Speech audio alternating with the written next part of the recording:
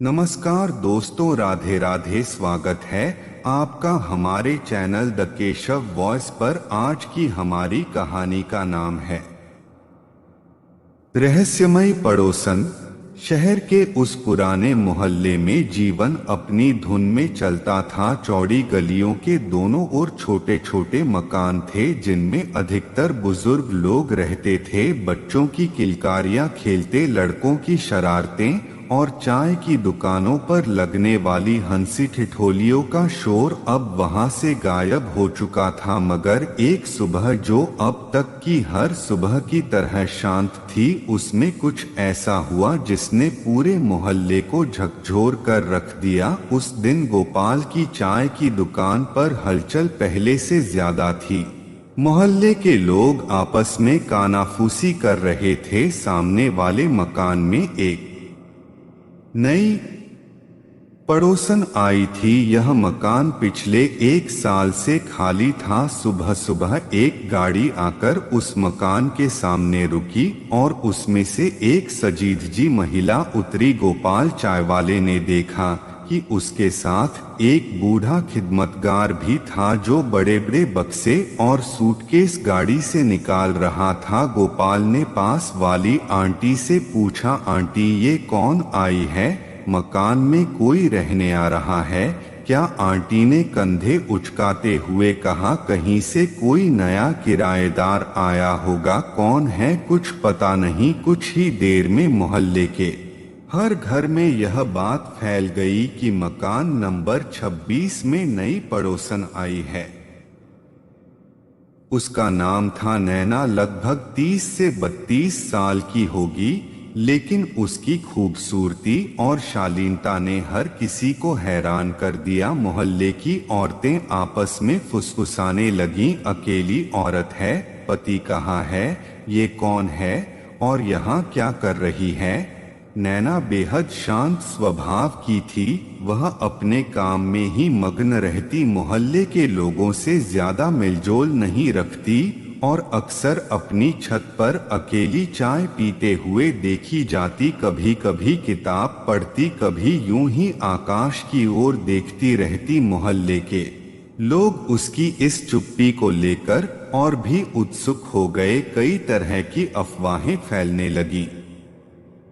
किसी ने कहा जरूर वो किसी से छिप रही है, किसी ने कहा उसका अतीत जरूर खतरनाक होगा। मोहल्ले के बुजुर्ग पंडित रामस्वरूप जी, जो हर बात में राय देना अपना कर्तव्य समझते थे, उन्होंने एक दिन चाय की दुकान पर कहा, भाई ये औरत कुछ अजीब सी लगती है, अकेली रहती है, कोई आने जाने वाला नहीं, जरूर कुछ गड़बड़ है, हमें पता करना चाहिए। गोपाल और अन्य लोगों ने सहमति में सिर हिलाया और तय किया कि वे नैना पर नजर रखेंगे। धीरे धीरे नैना की रहस्यमय गतिविधियों ने लोगों को और भी परेशान कर दिया। वह कभी देर रात घर आती, कभी कई घंटों तक गायब रहती। लेकिन एक रात कुछ ऐसा हुआ जिसने पूरे मोहल्ले को सकते में डाल दिया।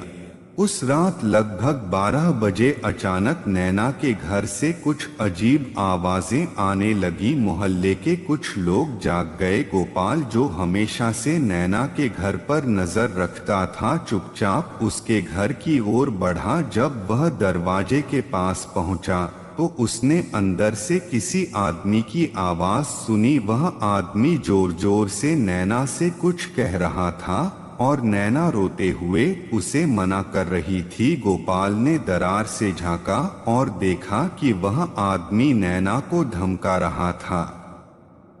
तुम मुझसे बच नहीं सकती, आदमी ने कहा। अगर तुमने मेरी बात नहीं मानी तो मैं तुम्हारा और तुम्हारे परिवार का नामो निशान मिटा दूंगा। नैना ने कांपते हुए जवाब दिया, मैं अब और नहीं सह सकती, मैंने पहले ही बहुत सहा है, मुझे मेरे हाल पर छोड़ दो। गोपाल का माथा ठनका। यह मामला साधारण नहीं था। उसने फौरन रामस्वरूप जी और मोहल्ले के कुछ अन्य लोगों को खबर दी। रामस्वरूप जी ने फैसला किया कि अगली सुबह नैना से खुलकर बात की जाएगी। अगले दिन रामस्वरूप जी, गोपाल और मोहल्ले के कुछ अन्य लोग नैना के दरवाजे पर पहुंचे। उन्होंने दरवाजा खटखटाया। कुछ देर बाद दरवाजा खुला। नैना ने दरवाजे पर खड़े लोगों को देखकर हैरानी से पूछा, आप लोग, क्या बात है? रामस्वरूप जी ने सीधे सवाल किया, बेटी, हम लोग तुम्हें लेकर बहुत चिंतित हैं। हम जानते हैं कि तुम किसी मुसीबत में हो। अगर हमसे कुछ कहोगी तो हम तुम्हारी मदद कर सकते हैं। नैना कुछ देर चुप रही। उसकी आंखों में आंसू थे और वह अंदर से टूटी हुई दिख रही थी। फिर धीरे धीरे उसने अपनी आप बीती बतानी शुरू की। नैना का सच सुनकर सब हैरान रह गए। मैं उस आदमी से भागकर यहाँ आई थी, नैना ने रुंधे गले से कहा। वह बहुत खतरनाक इंसान है जो मुझे ब्लैकमेल कर रहा है। उसने मेरे परिवार को नुकसान पहुंचाने की धमकी दी है। मैं उसकी गिरफ्त से भागना चाहती थी, इसलिए इस छोटे से मोहल्ले में शरण ली, लेकिन उसने मुझे यहाँ भी ढूंढ निकाला। रामस्वरूप जी और बाकी लोग यह सुनकर सत्ते में आ गए। अब उन्हें समझ आ गया था कि नैना के साथ कुछ बेहद गलत हो रहा है। उन्होंने तुरंत फैसला किया कि पुलिस को इस मामले में शामिल किया जाएगा। पुलिस को बुलाया गया और नैना ने उन्हें पूरी घटना बताई। पुलिस ने तुरंत कार्रवाई करते हुए नैना के घर के आसपास छानबीन शुरू की। उस रात पुलिस ने जाल बिछाया। जैसे ही वह आदमी दोबारा नैना से मिलने पहुंचा, पुलिस ने उसे रंगे हाथों पकड़ लिया। जांच में पता चला कि वह एक पेशेवर अपराधी था जिसके खिलाफ पहले से कई संगीन मामले दर्ज थे। उस आदमी की गिरफ्तारी के बाद नैना ने राहत की सांस ली, लेकिन मोहल्ले के लोगों का नजरिया अब पूरी तरह बदल चुका था। जहां पहले लोग नैना को शक की निगाह से देखते थे, अब वे उसकी बहादुरी और संघर्ष की दाद देने लगे। नैना ने जिस साहस के साथ अपने अतीत का सामना किया था, उसने सबके दिलों में उसकी इज्जत बढ़ा दी थी।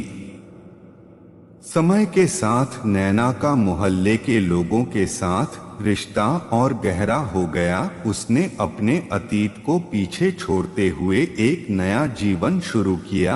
अब वह मोहल्ले की सबसे प्रिय सदस्य बन गई थी। अक्सर शाम को उसे गोपाल की चाय की दुकान पर मोहल्ले की औरतों के साथ हंसी मजाक करते देखा जाता था। बच्चों के साथ खेलना, बुजुर्गों की सेवा करना और दूसरों की मदद करना उसकी आदत बन गई थी। नैना ने उस डरावने दौर को पीछे छोड़ दिया था और अब उसकी जिंदगी में खुशियों की नई रोशनी थी। वह एक नई शुरुआत कर चुकी थी और इस बार वह पहले से भी ज्यादा मजबूत और आत्मनिर्भर थी। मोहल्ले में अब फिर से पुरानी रौनक लौट आई थी, लेकिन इस बार उस नई पड़ोसन के साथ जिसने सबके दिलों में एक खास जगह बना ली थी। इस तरह नैना की कहानी एक रहस्यमयी शुरुआत से होते हुए एक संघर्षपूर्ण और साहसी जीवन की ओर बढ़ती है